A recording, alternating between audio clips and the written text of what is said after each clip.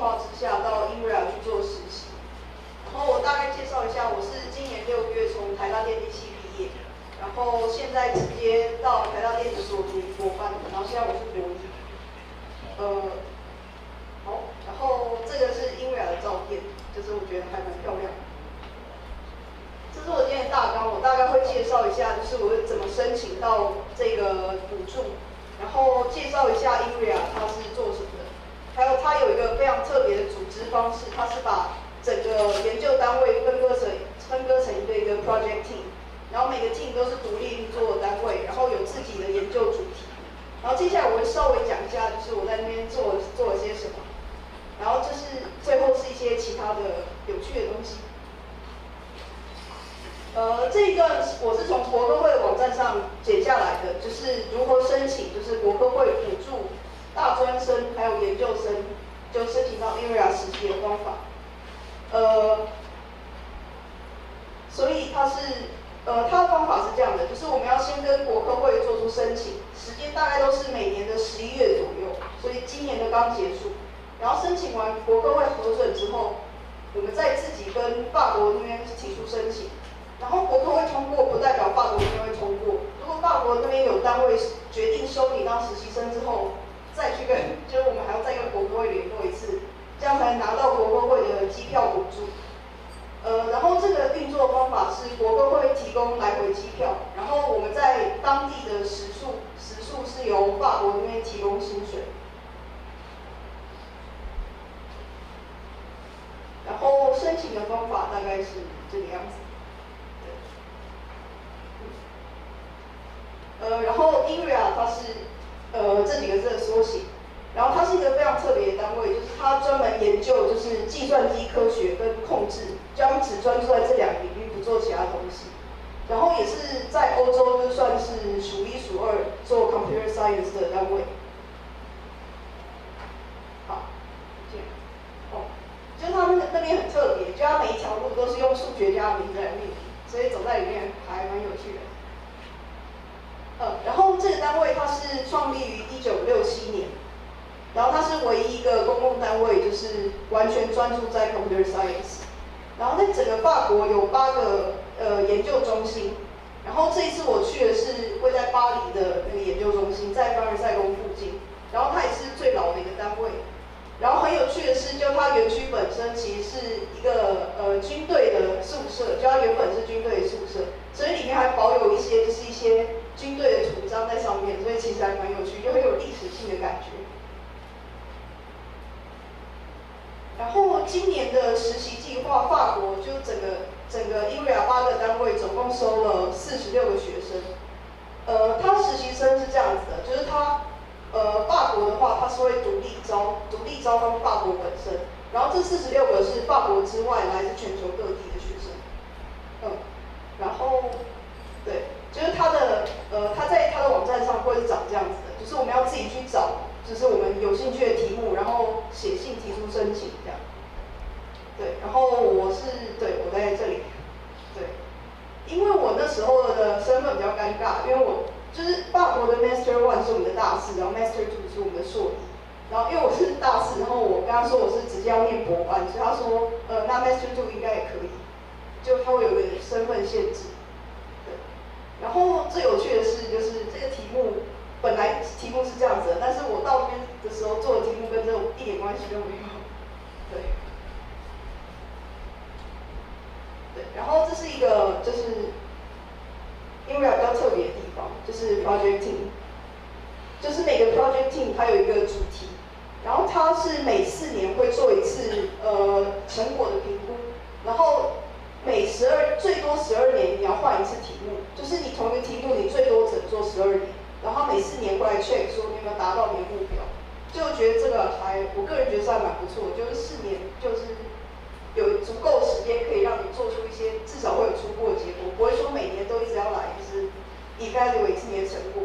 就不一定。就是有一些比较新的东西的话，其实1年是看不太出来有什么东西的。然后12年的上限，我觉得可以迫使那些人就是不会一直停留在一个领域，就他们会一直想要前进到其他更新或更有趣的领域去。然后我这次去的单位，它主要是做 constraint programming， 就是在一些限制条件下解一些数学问题。然后他本来就他在前4年就会问他们的 leader， 他们说前4年是完全在做 computer science， 然后到了今年他们的第8年，他们现在已经跨到就是 systems biology， 就是他们想要用电脑科学里面的一些模型去解释生物里面的现象，然后进行模拟。对，这个是我的 team leader， 他叫 François。然后这是 Sivan， 他是vice leader。然后其他的是博士生，就在英瑞亚很特别，就是他们博士生跟研究生的比例几乎是1比1。然后下面这2个都是博士生。对。然后我在那边还认识不少就是实习生。然后中间这个是他从喀麦隆来的，所以还蛮特别。他就跟我们分享一些就是非洲的一些事情。然后其他几个都是法国人。对。然后我在那边做的东西，最后是做生物方面的，就虽然我之前从来没有碰过，但是对，是一个非常特别的体验。就是我到那边之后，就 project leader 才过来跟我说，我们最近忽然想做这个题目，然后就说你要不要看看几篇 paper 来帮忙？然后我就说好啊。然后结果我最后做的东西是一个 simulator， 就是我想要把不同就是像细胞里面它不同的功能其实是由不同方法模拟，就有些可能用连续的会比较快，就是直接用ordinary differential equation 去解的话是最有效率的，但有些的就要把几率的效应放进去会比较有效率。所以我做的就是把这2个东西合起来，然后做出一个最终的模拟器。然后 platform 是那个单位它在前8年开发出来的一个软体叫 BioCam。然后我是在那个之上再加一些东西上去。然后另外一个比较特别的是，就是他们的产业界跟学术界非常紧密。就我那个题目，就是我后来才知道，其实是跟 Dassault System， 就是这个公司的它一个计划。所以我在这个计划结束之后，其实我是去跟 Dassault System 报告，就是我就跟他们公司的人就报告说我做了些什么，然后他们会有一些 feedback， 就要怎么。就是他会提议说怎么改进才能真正解决就是实际社会上的问题。然后 Dassault System 它也是一个软体公司，然后他们主要提供大公司一个整套的软体来进行就是各方面的模拟，就是你不必去仔细知道里面怎么模拟的，但它会提供一个 total solution 给你。对，所以感觉有点像西门子的软体版这样。然后这一部分我想我会跳过，就只是跟大家分享一下，就是当时我跟Dassault System报告的时候，其实还是其实有点蛮学术的。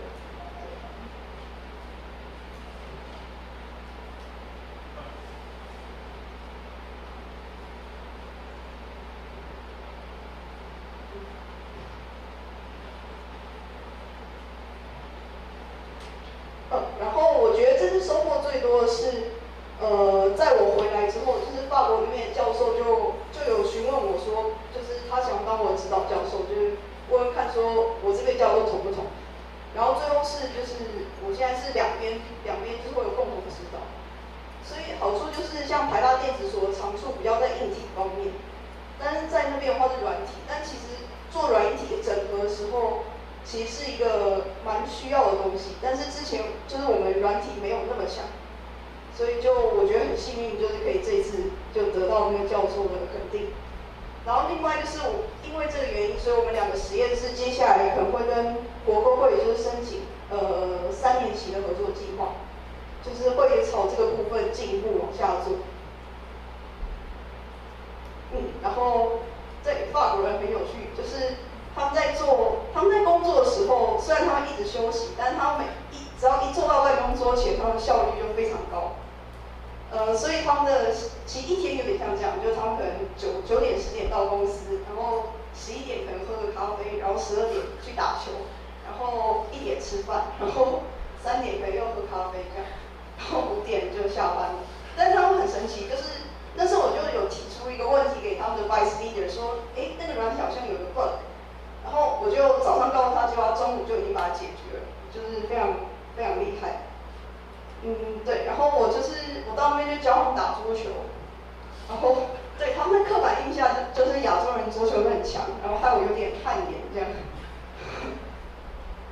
然后这个就是其他实习生，就其实实习生都差不多大，就大概22、23岁，所以就还蛮有趣的。对，一个是从卢森堡来的，然后一个是从巴西，然后一个是刚刚的克麦隆。对，我们现在都还有联络，所以还不错。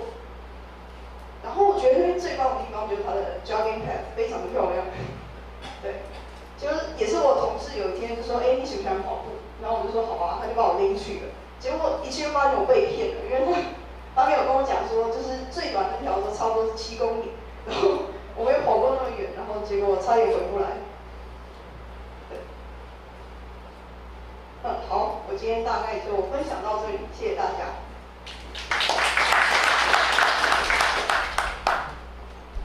一个很快乐的一个学习过程。那么第一个，他给我们今天一整天的一个 happy ending， 我是非常高兴。那第二个，我想说也借用这个机会，如果大家对于跨国的学习，或者说对于江小姐的学习过程里面想要了解的事情，也这个机会大家可以交流一下。好，谢谢。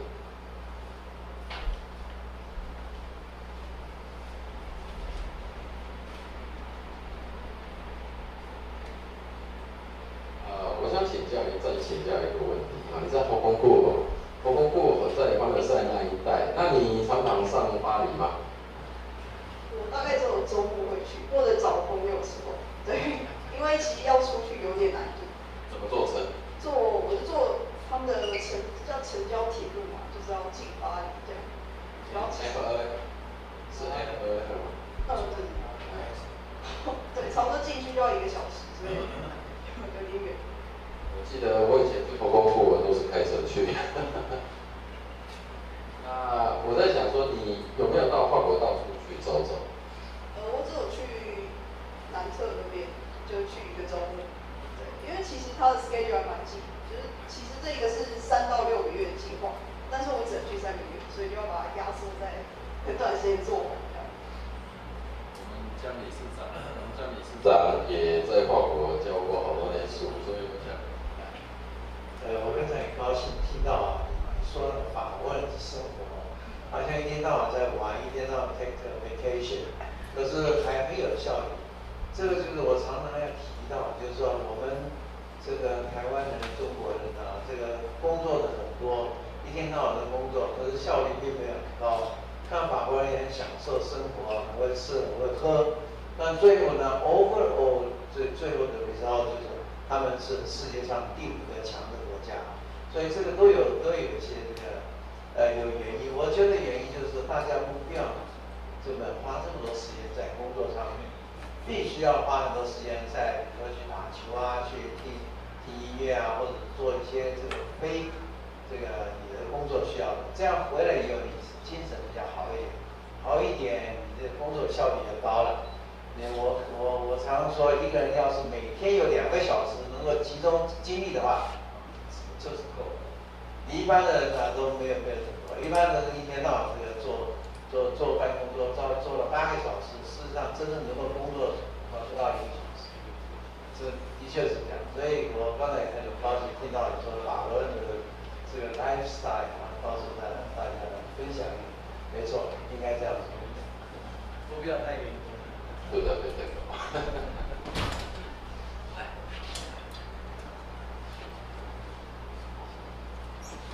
非常高兴我今天推荐对的人，因为30年前我那时候也是等于相当于这个托总，不过身份是不一样，我是拿到博士学位回到台湾，那时候是刚好中美断交的第二年那我刚刚到法国的时候，我感觉到法国人怎么样跟美国人竞争就像刚刚江小姐所谈的，因为那时候我还没有完全，我是一个从我们 GDP 只有25万，到那个时候差不多还没有到，差不多1万，已经快到11000了因为我毕业的时候助教只有800块的台币去当助教现在助教至少都是 master 以上至少 master 以上是差不多3万到4万块的助教，它是一个正式的学位那我记得那时候我跟法国人讲说，美国人一顿午餐只有15分钟哇，他们一顿午餐至少是2个钟头11点就开始就排那个这个他们已经是回到国家社会主义啊，全部都是由公营的，但是校长缴的费用，一顿午餐是，我记得那时候是差不多30块吧，我是stagiaire就是博士后的研究身份了，7块吧，7块吧，完了以后，他一定有一瓶红酒，一瓶白酒每一餐一定是这个样子，然后完了以后到cafeteria再坐个1个小时那很快我们从中学到，这个喝咖啡你吃的再多，马上1个小时以后就不见了，不见了。我这个回来，我那时候跟他们挑战那个问题，美国人就是什么？不过美国人他们后续的作用是在后面，他们是1个礼拜5天的时间的efficient非常高。后来我就发现，他们的实验室里面所做的都没有法国人，这些。我们到美国去，我感觉到是好像是廉价的科学奴役劳工那法国人好像也是用这个手段，它里面的 poster 几乎都是欧洲的这个巴尔干半岛这些民族斯拉夫差不多都是这都 poster 我那时候感觉到他们用的仪器都是美国货，但他们的东西呢都销到北非这个法国的非洲属地，那我们台湾呢几乎都是美国系统。我是第一个，就是像你这个头骨，我各位到法国去了，后来这个学会也赢了的。那这是我看到，因为它是经过我们这个能源断交以后，我们整个台湾的体系重新改变，将我们的科学都是所谓的这个外来的殖民的货品科学就用。那我们现在现在没办法变成自主性。那法国人他们已经自主到升华到就是要拿到诺贝尔文学奖，对其他这个科学的只有3度空间经验、6次空间奖，好像已经这样哪里有兴趣我这是突然感到，我们台湾现在可能要学希腊人到法国，他把它发扬到最高的境界就是数学。你刚才又提到一个很重要的，他们的街道几乎都是数学家名字。你到巴黎街上，这个是。这个巴斯克街道，当然他们从相对论包括他们培养我们华人最近，第一个华人的，但实际上他不认为是我们华人体系所培养出来的，他还是这个南京进入就是高行健，最近我们师大就把他叫回来，把他要回来，看他那个得奖的过程是非常细腻化，它是科学过程。科学过程他已经先做，到高中他已经达到科学过程技能都已经做得非常好，化工把他培养到最后可以拿到诺贝尔奖。这个是我听到我们这个年轻的一代感受到这样的一个谢谢。因为时间的关系如果我们再允许最后一个问题，好不好？那我就不客气了。那个刚刚听你的这个报告里面有很多轻松的一面户外的生活什么的那个不晓得因为这个我想也许不晓得你在这个有没有时间花在他们的一些留意他们的这个媒体的方面，还有你的 internship 有没有在那段期间就是所谓的这个叫什么总统选举有没有在那段时间没有？那你平常有没有看他们的那种？平面媒体或者是电视那你觉得说跟我们这边台湾的这个有没有什么这个比较一下？我觉得他们写的我觉得会稍微专业一点，就是我有看他们的，就连地铁报其实都有一些非常有趣的东西，就有点不像我们的捷运报这样，就很多星座什么的。虽然也不是说不好，但可能他们着重点不一样。就是像我，就是跟法国人他们可能休息喝咖啡的时候，他们讲的东西。不是电影就是文学或者一些最近发生的事情，对，就是其实他们随便讲看起来很轻松，都会不小心聊到一些蛮严肃的话题这样。像他们也有问我，就